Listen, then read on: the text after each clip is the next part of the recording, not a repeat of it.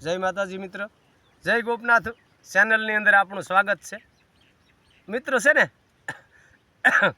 આમાં ઘણી વાર એવું બનતું હોય, કોઈ મરે હાન વગેરે ને કોઈ મરે ભાન વગેરે. સાહેબ સમજાવ્યા સમજે નહીં, તમે ઘણા સમજાવો પણ સમજે નહીં. સમજાવ્યા સમજે નહીં, નથી અમારી નાત. ભગત અખો એમ કે ઈ છે જનાવરની જાત. સમજાવ્યા સમજે નહીં, નથી અમારી નાત. દાસ અખો એમ કે ઈ છે જનાવરની જાત.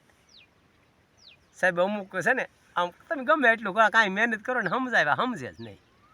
એક મિસ્ત્રીનો દીકરો, હાવ ગરીબ માણસ, બિચારો આમ લાકડા સોલી જેનું ગુદરા નાખે, માંડ પોતાના પાસે એક જોડી હથિયાર જે કામ કરવાના, એ હથિયાર લઈ અને કોઈ બોલાવે ત્યાં જાય અને એના અંદર ગુદરાન ચલાવે.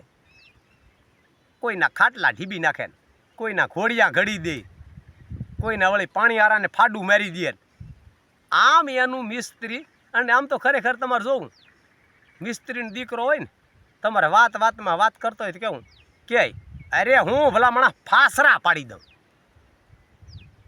મિસ્ત્રીનો દીકરો ફાસરા પાડી દઉં.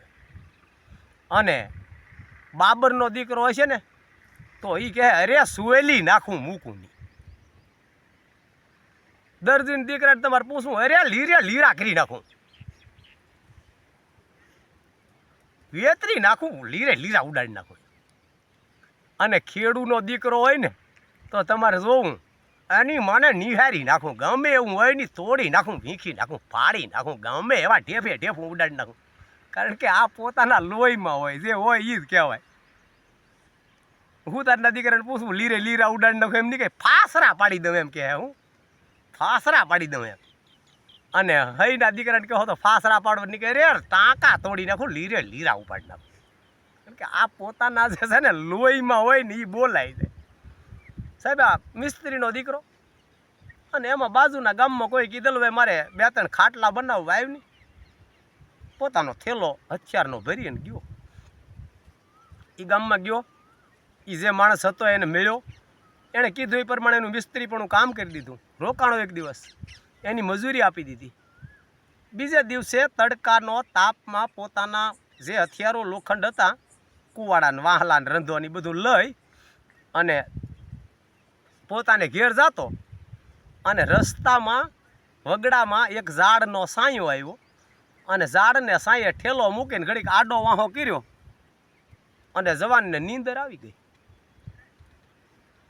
નીંદર આવી ગઈ, પણ એમાં ફરતા ત્યાં વેંદરાનું ટોળું આવી ગયું. વેંદરાનું ટોળું આવ્યું, ઠેલામાં જોયું ભાઈ હુતા, ઠેલામાં જોયું કોકે કવાડો લીધો ને કોકે વાહલો લીધો ને કોકે રંધો લીધો, ઝાડવા માથે સડી ગયા. ઝાડવા માથે સડી ગયા અને ઈ કીકા કીક શરૂ કર્યું, હુકા હુક, અને ભાઈ જાગી ગયા. વેંદરા તો બહુ સારું કામ આપે, ક્યારેક ભૂકા કાઢીએ નાખ્યો. ભગવાન લંકામાં બધાને લઈને જહા, રાવણ દેવાને રીભ કઢવી દીધી. આપણે ઊન તમે કેટલા ટકા, એટલે વેંદરા તો ભૂકા કાઢી નાખે તમારી ભેરે છાં હોય તો. અને હમા પડે તો હોજવાડીએ દે. હવે આ મિસ્ત્રીનો દીકરો જાગ્યો, જોયું તો ઠેલામાં લોઢા ન મળે પોતાનો હથિયાર. આમ અધેર ઝાડવા માથે જોયું એટલે ડાળે બેસી ગયેલા, એક હથિયાર લઈ. જેમ મિસ્ત્રી કામ કરતો એમ ક્યારેક જોવા મળ્યું ને શરૂ કર્યું ઝાડવા માથે.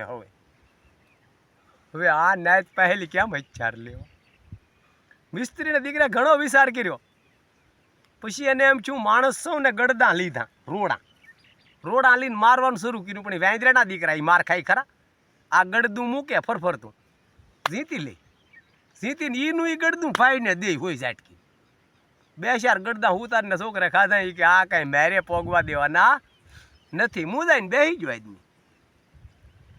મગજમાં વિચાર આવ્યો કે હવે આને કરવું હું. માણસને સારા વિચાર આવી જાય તો સુધારો થઈ જાય, પણ સારા વિચાર લાવવા ને એ થોડીક વાર લાગે. આને વિચાર આવ્યો કે વેંદરા કહેવાય, એને જ વેંદરા કહેવાય. પોતે ખબર ન પડે ને બીજા કરે એમ કરે, એને જ વેંદરા કહેવાય. કોક કરે એ જોઈને કરે એને જ વેંદરા કહેવાય. પોતાને ખબર પડે એ વેંદરા ન કહેવાય. એણે વિચાર કર્યો આમ કાંઈ બીજો કાંઈ આમ આમ એ પથ્થરનું બટકું કે એવું લીધું અને શરૂ કર્યું આમ આમ ગહવાનું આમ